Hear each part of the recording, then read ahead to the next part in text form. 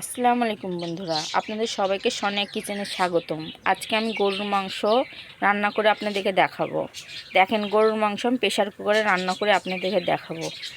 গরুর মাংস নিয়ে নিয়েছি, সামান্য পেঁয়াজ দিয়ে দিয়েছি। সামান্য পেঁয়াজের মধ্যে আমি আদা রসুন দিয়ে দিব। আদা রসুনগুলো দিয়ে দিব। আদা রসুনের মধ্যে লবণ, হলুদ, মরিচের গুঁড়া, জিরা ধনার গুঁড়া,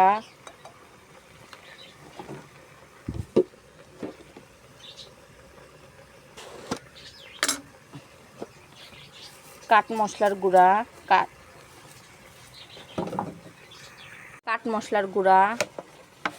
আমি তো প্রেশার কুকারে রান্না করব, জানি সবাই প্রেশার কুকারে মাংস কিন্তু রান্না পছন্দ করে না, চুলাতেই পছন্দ করে। আমি আজকে যেভাবে রান্না করব আপনারা অবশ্যই বাড়িতে একটু রান্না করে খাইয়ে দেখবেন কেমন লাগে। সামান্য তেল, দেখেন সুন্দর করে মাংসটা প্রেশার কুকারে মাখিয়ে নিয়েছি। আমি সব কিছুই সামান্য দিয়েছি। দেখেন, এক পাশে প্রেশার কুকারের ঢাকনা দিয়ে দিয়েছি, আর একটা চুলাতে আমি কড়াই বসিয়ে দিয়েছি। কড়াইয়ের মধ্যে তেল দিয়ে দেব, আলু দিয়ে দিব। আমি মাংসতে 5টা সিটি উঠাবো। হলুদ দিয়ে দিলাম, লবণ দিয়ে দিলাম। আর ওই পাশে আমার মাংসটা হচ্ছে। দেখেন, মাংসটা 5টা সিটি উঠলে আমি নামাই নেব। আর আরেকটা প্যানে আমি মাংসের জন্য আলু ভেজে নিচ্ছি।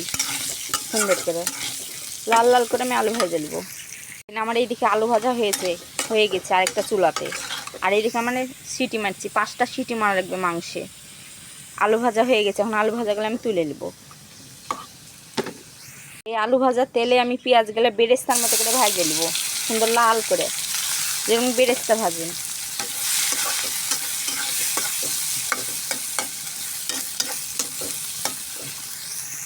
বেরেস্তা ভাজা হয়ে গেছে, আমি সুন্দর বাদামি রঙের বেরেস্তা ভেজে নিয়েছি। এই বেরেস্তা ভাজার মধ্যে আমি সিদ্ধ করা মাংসগুলো দিয়ে দিব। এখন সুন্দর করে দিয়ে এই পানিটুকু সুন্দর করে মেরে নিব। পানি যতক্ষণ না শুকায় ততক্ষণ আমি পানি অ্যাড করব না। এই পানিগুলো সুন্দর করে আমি মাখাই নেব বেরেস্তার সাথে। তারপরে সামান্য পরিমাণ পানি দিয়ে নামাই নেব। এর মধ্যে এখন আমি আলুগুলো দিয়ে দিব।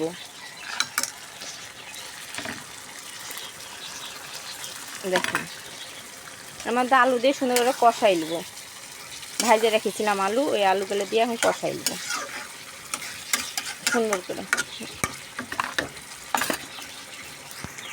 মাংসের মধ্যে আলু দিয়ে দেখুন আমি সুন্দর করে কষাই নিয়েছি।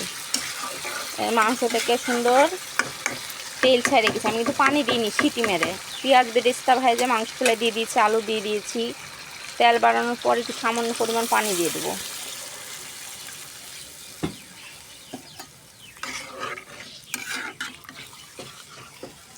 মাংস কিন্তু আমি আগে সিদ্ধ করে নিয়েছি প্রেসারে। আরেক পাশে চুলাতে আমি তেল গরম করে নিয়েছি। তেল গরম করে নিয়ে পেঁয়াজগুলো ভাজে নেব সুন্দর করে। আমি ক্যান্ডেল ভাজি করব। সুন্দর করে পেঁয়াজটা বাদামি রঙের ভাজে দিয়ে তারপরে ক্যান্ডেলগুলো দিয়ে দেবো। সামান্য জিরা দিলাম। আর এ পাশে দেখুন সুন্দর মাংস হচ্ছে। আমি সামান্য আস্তে জাল দিয়েছি। ক্যান্ডেল ভাজি পেঁয়াজগুলো সুন্দর করে ভাজা হয়ে গেছে।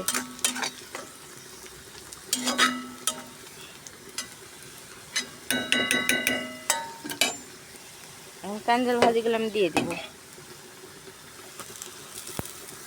ক্যান্ডেল ভাজির মধ্যে এখন আমি লবণ আর হলুদ দিয়ে দিব।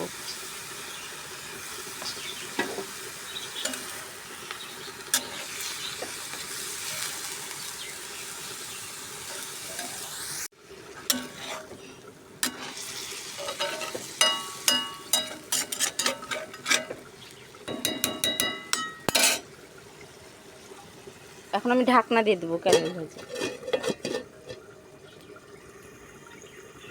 আমার মাংসটা কিন্তু হয়ে গেছে। এখন আমি গ্যাসটা অফ করে দেব।